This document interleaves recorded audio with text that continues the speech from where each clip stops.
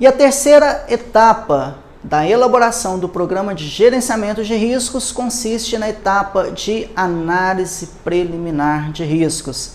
E essa etapa de todo o programa de gerenciamento de risco é a etapa mais importante. Anota aí na sua agenda. A etapa mais importante do programa de gerenciamento de riscos é a etapa de análise preliminar de risco. O que é uma análise preliminar de risco? Uma análise preliminar de risco, ela consiste no estudo durante as fases de processo ou então nas fases operacionais com o objetivo de determinar quais os riscos que estão presentes ou que poderão estar presentes. E a análise preliminar de riscos, ela é uma análise qualitativa. Ela possui a capacidade de identificar as principais situações de riscos e estabelecer as linhas de controle, desde o início do processo da empresa até o final do processo da empresa.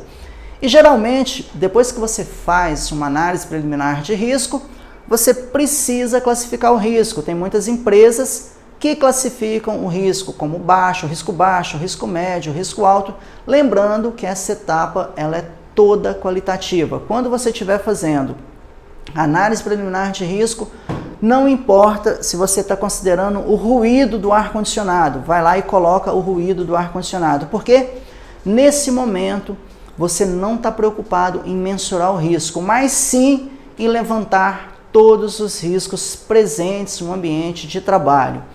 E aí nessa etapa existem algumas classificações conhecidas. Tem empresas que utilizam o modelo militar norte-americano, que vai classificar os riscos em desprezível, quando aquele risco ele não vai gerar nenhuma falha no sistema, ou então vai classificar ele como um risco marginal. O risco marginal é quando a falha pode degradar o sistema numa certa extensão, porém com um certo controle, com ações que podem ser compensadas.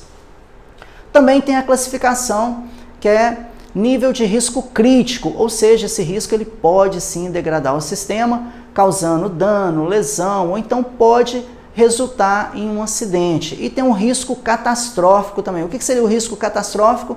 Ele vai produzir uma severa degradação no sistema, resultando em perda total, lesão ou então até mesmo em mortes. Para elaborar uma análise preliminar de risco, você precisa colocar uma sequência numérica para você saber quantos riscos foram identificados, qual que é o risco, se ele é risco físico, químico, biológico, se ele é risco de acidente, ou então se ele é um risco ergonômico, quais são as causas daquele risco, o que causa aquele risco, quais são os efeitos que aquele risco pode causar na saúde ou então no sistema, e aí você vai colocar a categoria de risco, se ela é baixa, se ela é média, se ela é alta, e você vai propor recomendações, que podem ser recomendações preventivas ou então recomendações corretivas, dependendo da fase da análise preliminar de risco que você estiver.